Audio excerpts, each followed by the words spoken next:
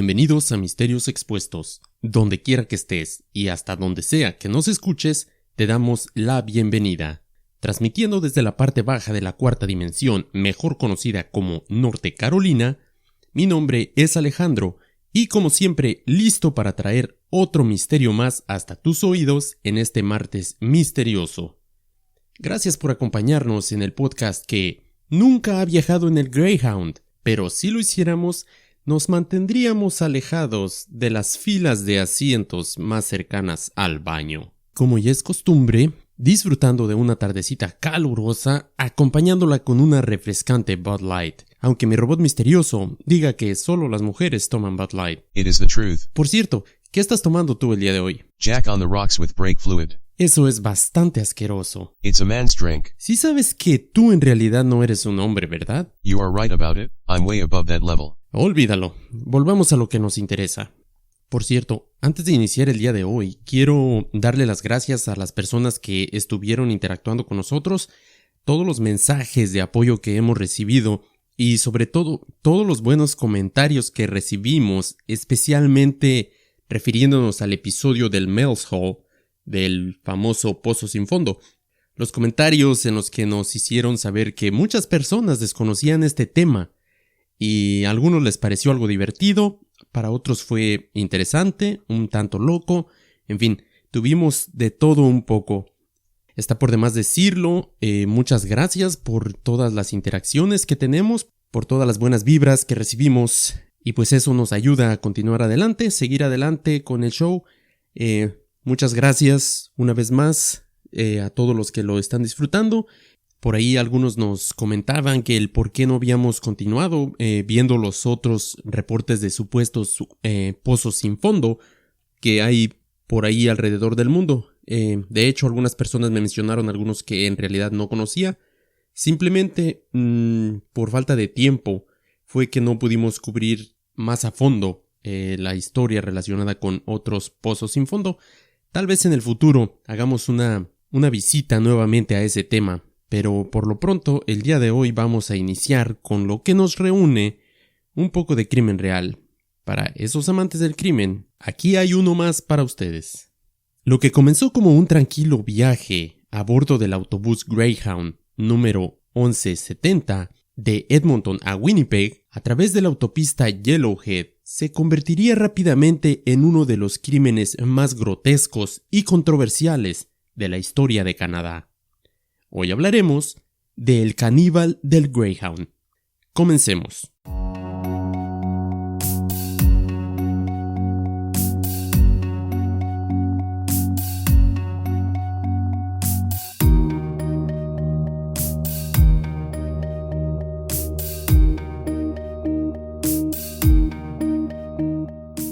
Como lo mencionaba en el intro, el día de hoy les traigo un episodio dedicado a todos los amantes del crimen real, pero sobre todo, quiero mencionar que en este caso que vamos a tratar el día de hoy, vamos a hablar de detalles bastante gráficos debido a la naturaleza de este crimen. Así es que recomiendo discreción, especialmente si lo escuchas con tus hijos cerca o si eres una persona que se impresiona fácilmente. Porque, como ya lo saben, los que me escuchan normalmente, todos los que me han acompañado desde los inicios, trato en la manera de lo posible hacer que mis episodios sean un tanto light, si se puede decir así. Trato de evitar las maldiciones y cosas así por el estilo. Trato de hacerlo un tanto para una audiencia más grande. Vaya, que lo puedas escuchar sin temor a que vayan a salir cosas un tanto extravagantes en los episodios. Pero, por desgracia, el día de hoy tengo que dar una breve advertencia. Como ya lo dije, en este tema vamos a hablar detalles bastante gráficos y, por desgracia, no se pueden evitar. Esta vez no lo puedo evitar, así es que es solo una pequeña advertencia. Si no te molestan esos detalles, bienvenido. Espero que lo disfrutes. Comencemos. Escondido a la sombra de un árbol en la carretera al oeste de Portage-la Prairie, se encuentra una cruz blanca con el nombre de Timothy Richard McLean, pintado en mayúsculas. Rayado en la pintura blanca astillada, debajo de esta, se encuentra un mensaje. Pienso en ti siempre, hijo. Tu papá te ama. Junto a él se encuentra otra cruz envuelta en la camisa de trabajo azul abotonada de McLean, con un par de sus gafas de sol deportivas unidas al cuello. Este es el preciso lugar donde el 30 de julio del 2008, un hombre conocido como Vince Lee, que estaba sentado junto a McLean en el autobús Greyhound con el número 1170, viajando de Edmonton a Winnipeg, terminó con la vida de uno de ellos. Las cruces conmemorativas colocadas en este lugar cada año se han desvanecido con el tiempo, pero lo que está claro desde este trágico día es que McLean no fue la única víctima de esta tragedia. Muchas vidas fueron horriblemente dañadas por estos trágicos hechos. Pero remontémonos a los orígenes de las personas protagonistas de esta terrible tragedia. Vincent Wigwam Lee, comúnmente conocido como Vince Lee, nació en Dandong, Liaoning, China, el 30 de abril de 1968. Y perdónenme por la pronunciación, pero creo que acabo de masacrar esos nombres. En 1992, Lee se graduó del Instituto de Tecnología de Wuhan con una licenciatura en Ciencias Computacionales. De 1994 a 1998, Lee trabajó en Beijing como ingeniero de software, pero más tarde emigró a Canadá el 11 de junio del 2001, aunque algunos periódicos informaron erróneamente que había sido en el 2004. Después de esto, se convirtió en ciudadano canadiense el 7 de noviembre del 2006. Por desgracia, para Lee, el golpe cultural después de llegar a Canadá fue bastante fuerte. Por desgracia para él, no pudo encontrar trabajo en el campo de la tecnología al que estaba acostumbrado en sus orígenes en China. Trabajó en Winnipeg en trabajos de baja categoría en la iglesia Grant Memorial durante 6 meses para mantener a su esposa Anna. El pastor, Tom Castor, quien empleó a Lee, dijo que parecía feliz de tener un trabajo y que estaba comprometido a hacerlo bien, a pesar de la barrera del idioma con otros miembros de la congregación. Creo que ocasionalmente se sentía frustrado por no poder comunicarse o entendernos, dijo Castor en una entrevista con la televisión. Pero tenemos miembros del personal muy pacientes y él pareció responder bien. Castor también dijo que Lee no mostró signos de problemas de ira o de cualquier otro índole antes de renunciar en la primavera del 2005. Trabajó como operador de montacargas en Winnipeg, mientras su esposa trabajaba como camarera. El psiquiatra Stanley Jaren, quien luego examinó a Lee, dijo que éste había sido hospitalizado en el 2003 o 2004 después de un incidente con la policía de Ontario. En dicho incidente debo mencionar que se le encontró caminando a la orilla de la autopista, simplemente deambulando, y cuando fue detenido, dijo a la policía que Dios le había ordenado que caminara siguiendo el sol. Lee se mudó a Edmonton por primera vez en el 2006, dejando abruptamente a su esposa sola en Winnipeg hasta que ella se unió a él más tarde.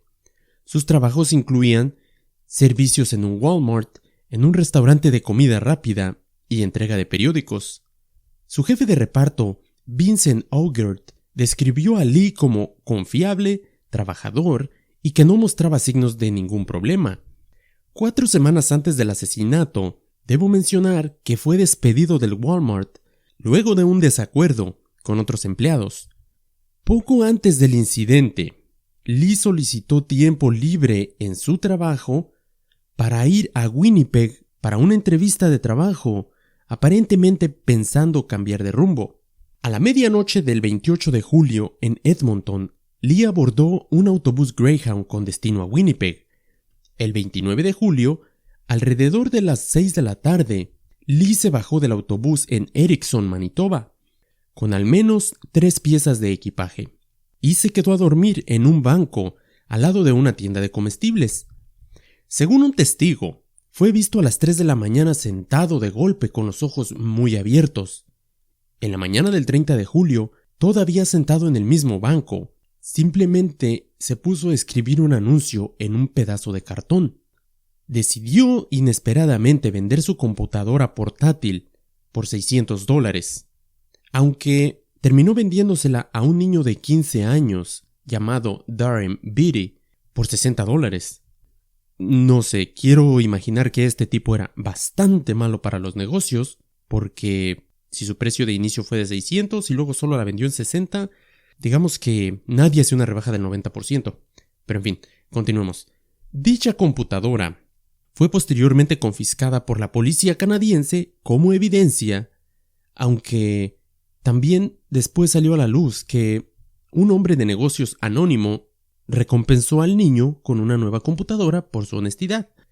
Como vemos hasta este momento, Lee es una persona que, vaya, más que ayudarle, le afectó y bastante el hecho de dejar su tierra natal y mudarse a Canadá.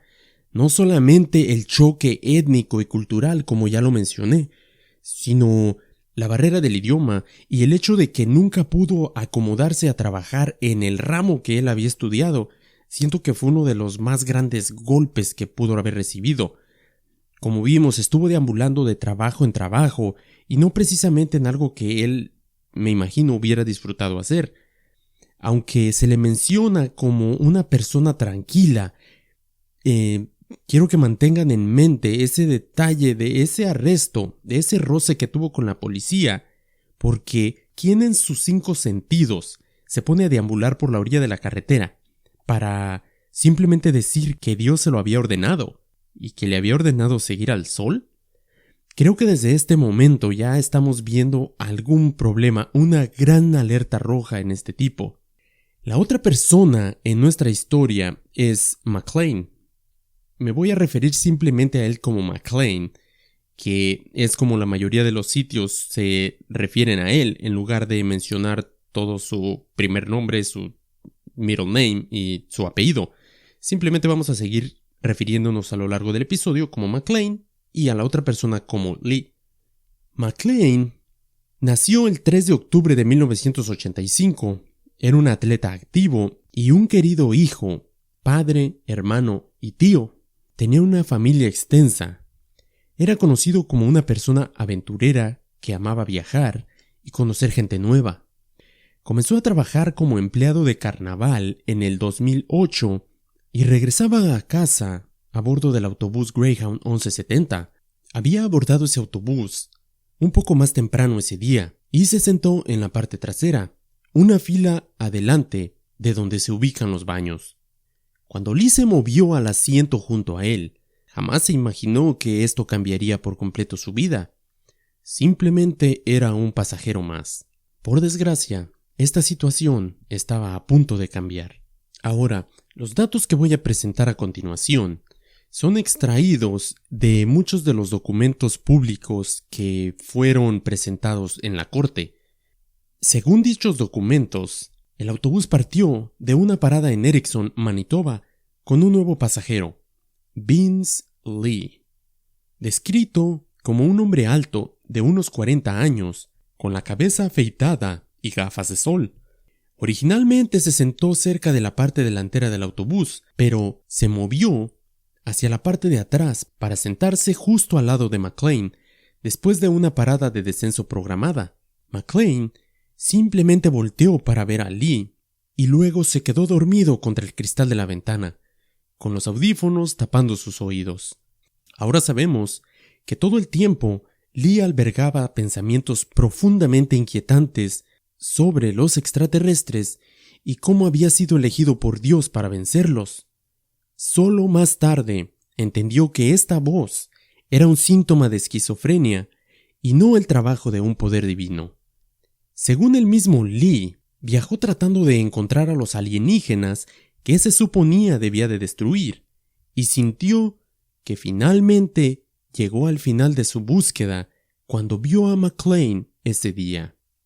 McLean era el alienígena que estaba destinado a matar, pues según las voces en su cabeza, estaba haciendo un servicio a todo mundo, a toda la humanidad, al matar al hombre dormido. Por desgracia, ahora sabe que estaba completamente equivocado. Según los testigos, McLean estaba durmiendo con los audífonos puestos momentos después de que el autobús comenzó a moverse, cuando el hombre sentado a su lado de repente sacó con calma un enorme cuchillo de caza que algunos mencionan parecido al que usó Rambo en sus películas. Lo sacó lentamente y comenzó a usarlo contra McClane. El joven instantáneamente llamó la atención y comenzó a gritar de dolor y horror, obviamente, un grito que atormenta a muchos de los otros pasajeros hasta el día de hoy. Aunque luchó desesperadamente por unos momentos, no era rival para el asesino. Después de que comenzó el ataque, el conductor del autobús se hizo al lado de la carretera rápidamente y él y todos los demás pasajeros huyeron del vehículo.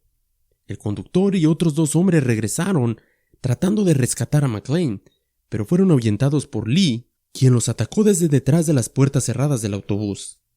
Está por demás decir que la imagen adentro del autobús era horripilante. Lee empezó a decapitar a McClane y mostró su cabeza cortada a los que estaban fuera del autobús. Luego regresó al cuerpo de McClane y comenzó a cortar otras partes y a consumir la carne de este. A las 8:30 de la noche, la Real Policía Montada de Canadá recibió un informe de un apuñalamiento en un autobús Greyhound al oeste de la ciudad.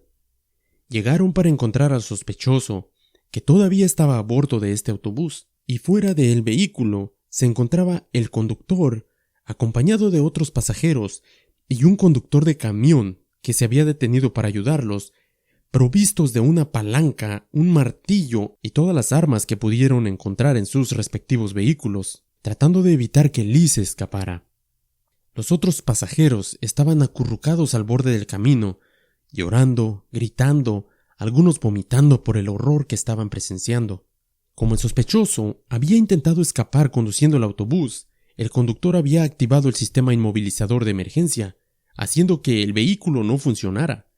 Los testigos habían observado al sospechoso apuñalando y cortando el cuerpo de McClane una y otra vez, y cargando la cabeza de éste en lo alto con una mano, mientras en la otra blandía el cuchillo, simplemente paseando de una orilla a otra del autobús. A las 9 de la noche, la policía estaba en un enfrentamiento con el sospechoso, y habían convocado a negociadores especiales y a una unidad táctica fuertemente armada.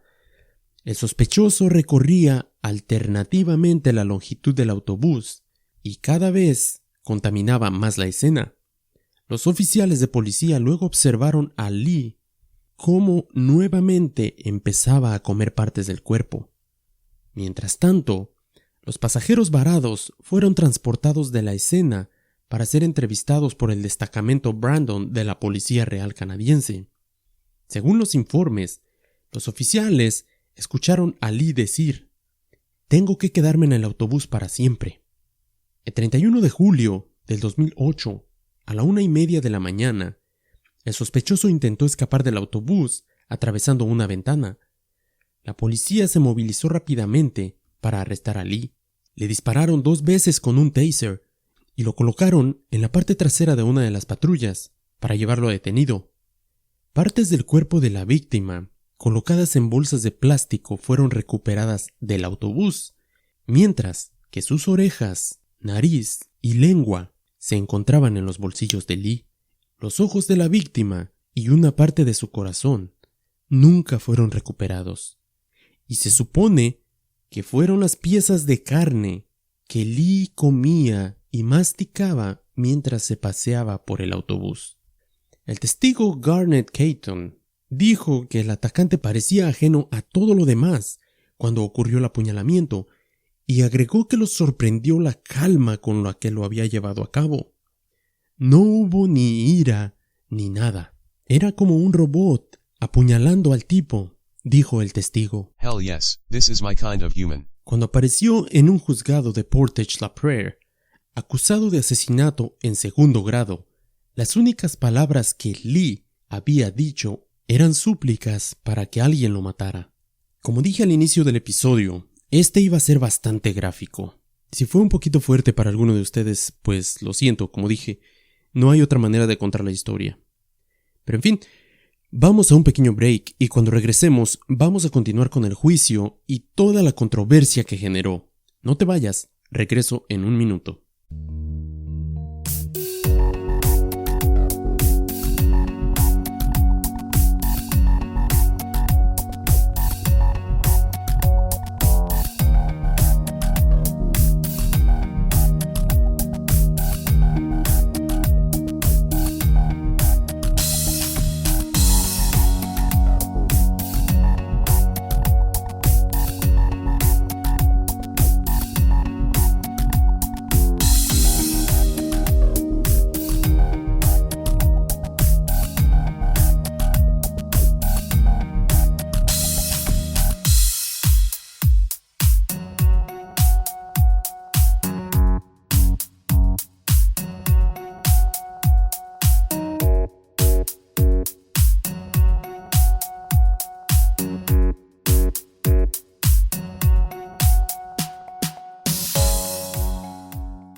Y ya estoy de regreso. Como dije antes del corte, vamos a continuar con el juicio después del terrible asesinato de McClane. El juicio de Lee comenzó el 3 de marzo del 2009 y, obviamente, Lee se declaró no penalmente responsable.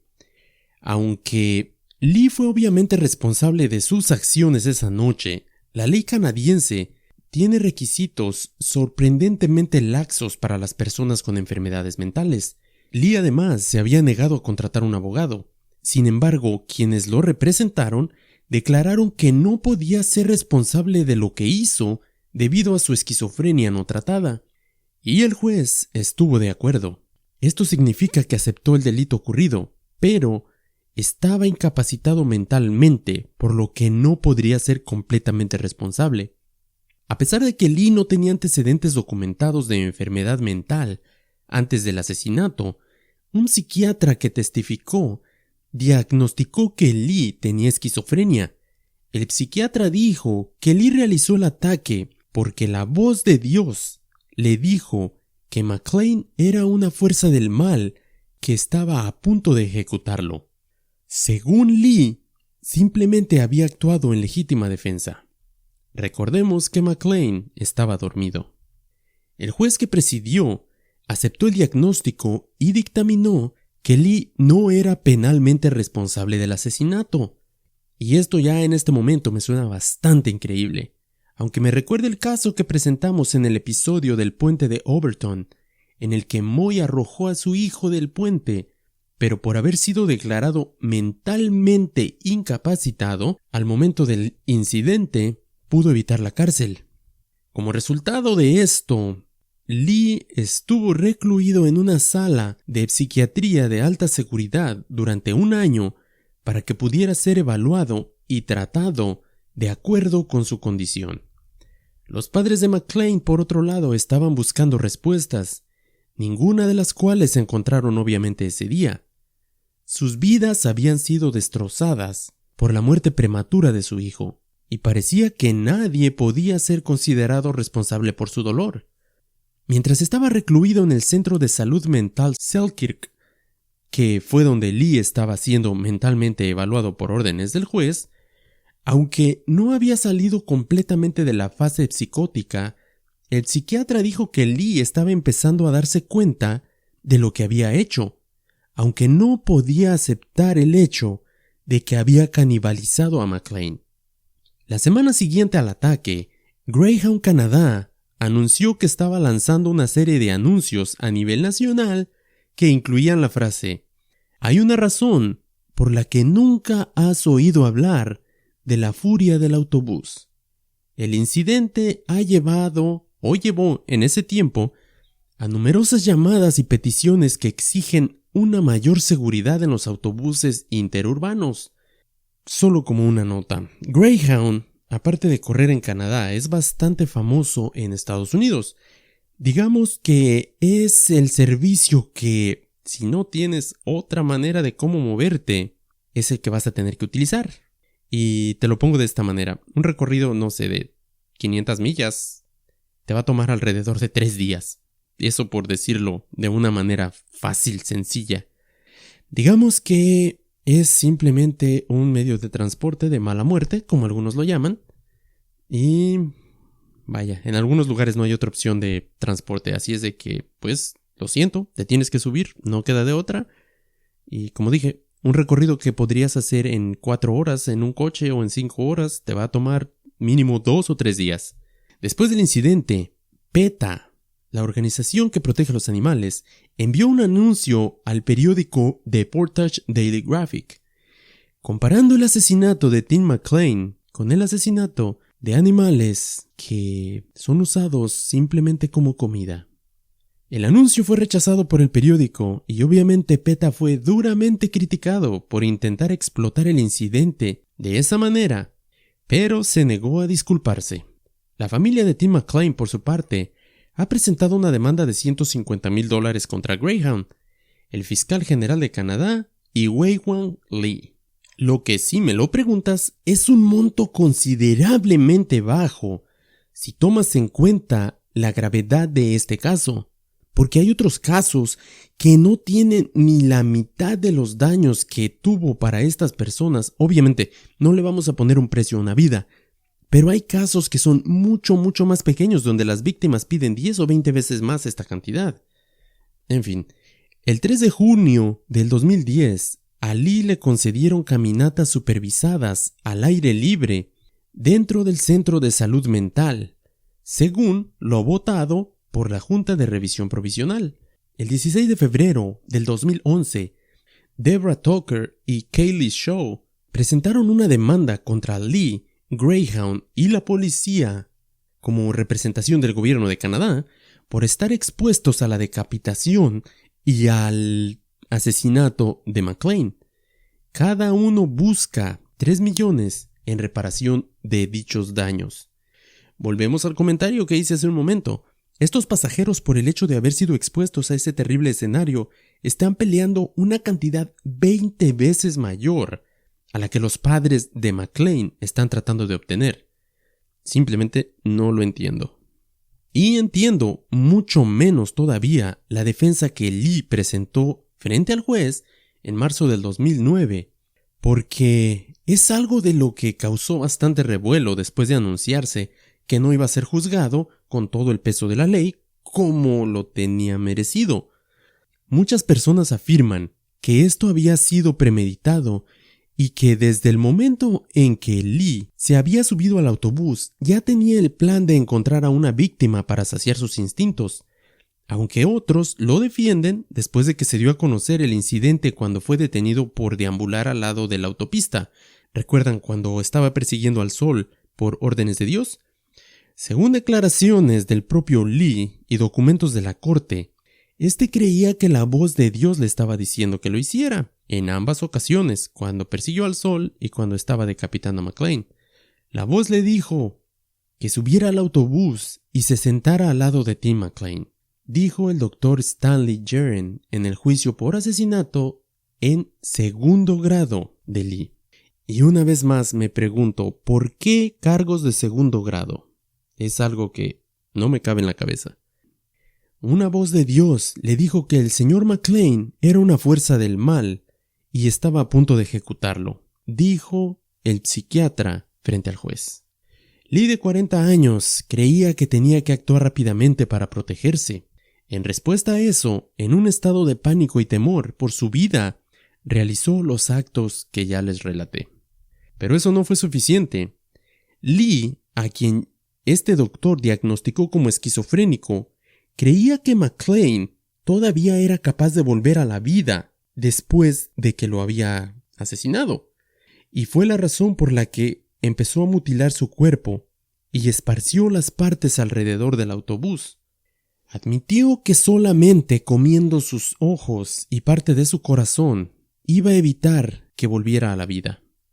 Y aunque admitió la culpabilidad de todas sus acciones esa noche, se declaró obviamente inocente frente al juez. Sus abogados aumentan que no es criminalmente responsable porque tiene una enfermedad mental, a lo que el doctor afirma estar de acuerdo. Según las palabras de este médico, el señor Lee no entendió que estaba matando a un espectador inocente. No entendió que sus acciones estaban mal. En una declaración acordada de los hechos leídos ante el tribunal de Winnipeg, dijo que Lee, todavía con la ropa manchada de sangre después del ataque, se disculpó cortésmente con la policía cuando fue arrestado y rogó a los agentes que le quitaran la vida. Lo siento, soy culpable, por favor mátenme, fueron las palabras de esta persona. Según Lee, días después de este episodio, él creía que solo era cuestión de tiempo para que Dios mismo lo matara. Él sigue teniendo alucinaciones y escuchando voces, pero está tomando medicamentos antipsicóticos bastante fuertes, dice el doctor. Lee es tan víctima como McClane, sugiere este psiquiatra. Sería en cierto sentido más fácil para todo el mundo si el señor Lee fuera un psicópata antisocial, con un historial de comportamiento malicioso, pero no lo es. Es como he llegado a conocerlo, una persona decente. Es tanto una víctima de esta terrible enfermedad como lo fue el señor McClane, afirma este galeno. La verdad, si soy sincero, no sé qué me causa más repulsión, si la descripción tan gráfica que hice del asesinato o el estar repasando las palabras de este doctor al referirse a Lee. Porque ¿cómo me puedes decir que Lee es una víctima, al igual que lo fue McClane? No entiendo, lo siento mucho, no soy médico, no soy psiquiatra, pero la verdad no entiendo, no me cabe en la cabeza. Y tal vez lo único que tenga sentido de lo que está diciendo este doctor es que tal vez sería más fácil de entender el crimen si Lee hubiese sido una persona con un récord criminal, que hubiera sido una persona que ya hubiera tenido muchos roces con la ley anteriormente, pero cuando ves a esta persona que aparentemente nunca había hecho nada, y de la noche a la mañana se levanta y comete un crimen como este, simplemente hace todo esto más difícil de comprender. Porque, vamos, estamos hablando del asesinato a sangre fría de una persona. McClane, un trabajador de carnaval, había regresado a su hogar de Manitoba después de trabajar en una feria en Alberta. Los pasajeros han dicho que simplemente estaba durmiendo cerca de los baños en la parte trasera del autobús cuando había sido atacado. Y obviamente no se esperaba que nadie que hubiera presenciado ese horror testificara en el caso. La familia y amigos de McClane, muchos con camisetas con su foto plasmada en ellas, lloraron cuando los espeluznantes detalles fueron leídos en la corte, y la verdad no está para menos. Su madre, Carol, ha dicho que quiere que se cambie la ley, por lo que cualquiera que no sea penalmente responsable de un crimen aún deba de cumplir una cadena tras las rejas. Los hechos acordados también presentaron algunos de los antecedentes de Lee. Como lo relaté al inicio, esta persona que había tenido un choque social, cultural y que nunca había podido acomodarse a su nueva vida. No tenía muchos amigos y se divorció en el 2006. Lee tenía problemas mentales, según quienes lo conocían, pero no sabían que fuera violento. La exesposa de Lee dijo que éste solía estar fuera por largos periodos de tiempo, hacía viajes inexplicables en autobús y a veces simplemente divagaba. Fue hospitalizado brevemente, pero nunca buscó atención médica. La declaración describe cómo se bajó del autobús en Erickson, donde pasó la noche en un banco del parque antes de abordar el otro autobús, donde cometería el terrible crimen.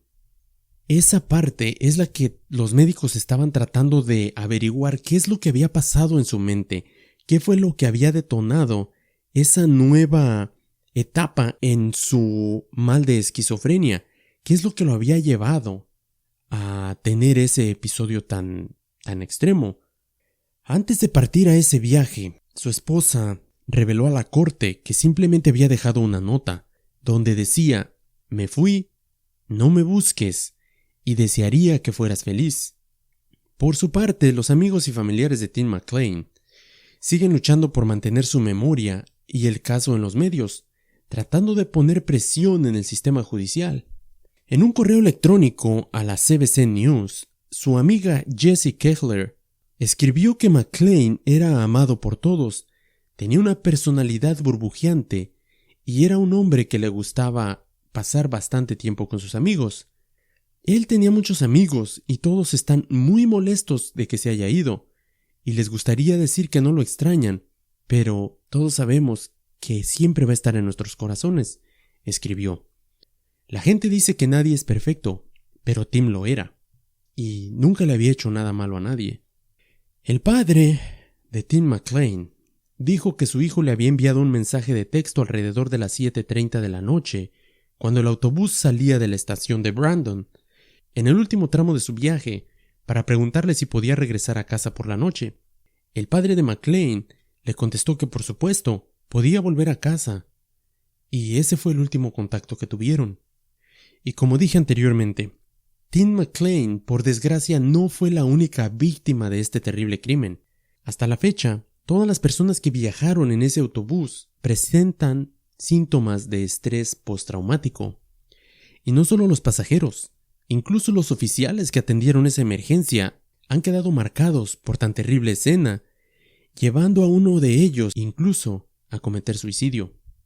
El Monty, uno de los oficiales que subió al autobús la noche de la muerte de McClain, por desgracia nunca pudo recuperarse de esa conmoción. Aunque había estado expuesto a muchas escenas horripilantes y aterradoras a lo largo de los años, nunca pareció poder sacar esas sangrientas imágenes de su mente. Cargado y abrumado por lo que vio esa noche, finalmente se quitó la vida 6 años después del asesinato. El trauma simplemente se había vuelto demasiado, y ya no podía hacer su trabajo o manejar el tormento diario de su propio infierno privado. Pero, ¿qué sucedió con Lee? Según los doctores que lo estaban tratando, este se había convertido en un paciente modelo, y solicitaron a la corte el darle mayores libertades tanto dentro del centro mental, donde estaba recluido, como fuera de él. Sí, escuchaste bien. Empezaron a solicitar que se le diera la oportunidad de tomar paseos por los vecindarios de la ciudad, alegando que ya no presentaba un peligro para la sociedad. Y aunque iba a estar vigilado por un policía, los médicos pidieron que este último no portara un uniforme normal para no llamar la atención. Quiero que pienses en esto en este momento. En todo lo que te he presentado, en todo lo que te he contado del tema, y me digas sinceramente, ¿te gustaría tener a este tipo caminando por tu vecindario como si nada, mientras tus hijos juegan allá afuera? Suena escalofriante por decirlo menos, y esto es precisamente lo que sucedió. Porque por años la madre de Tim McClain trató de evitarlo y trató de hacer llegar el mensaje al público de que algo así podía pasar. Obviamente nadie la escuchó. Según los médicos, Lee estaba completamente sano después de solo un par de años. Pero, ¿cómo podían estar seguros de que Lee no volvería a matar una vez que regresara a la comunidad? Según ellos, habían hecho una evaluación de riesgos y exámenes psicológicos. Sus posibilidades de reincidencia son menores del 1%, afirman. En promedio, las personas que son liberadas de la unidad forense y no son penalmente responsables, como en su caso, las tasas de reincidencia de estos tipos son alrededor del 7.5%. El señor Lee es menos del 1%. Debido a que Lee fue un paciente cooperativo durante el tiempo que estuvo recluido en el centro de salud mental Selkirk en Manitoba, eventualmente ganó más y más libertad, incluido el privilegio de salir y recibir visitas. Y esto nos lleva a que todos los temores de la madre de McClain se volvieron realidad. El 6 de febrero del 2007, Lee fue liberado y todos los cargos eliminados de su récord criminal. Y de pronto, el público se dio cuenta de que, en efecto, ahora esa persona deambulaba nuevamente por las calles como un hombre libre. En un desarrollo aún más impactante, Lee cambió su nombre a Will Baker y fue liberado de la instalación donde estaba recluido y se le otorgó la libertad total. Y está por demás decir que los padres de McClain quedaron sin palabras por la grave injusticia de esta decisión. Lee, o Will Baker como se llama ahora, ha estado viviendo solo en un apartamento de Winnipeg. Aunque el tribunal ha decidido que no representa una amenaza significativa para la seguridad del público, hay muchos en la comunidad que parecen no poder descartar la naturaleza atroz de sus acciones. Baker o Lee está en una lista de espera para un programa de capacitación post-secundaria y quiere desarrollar una carrera en el área.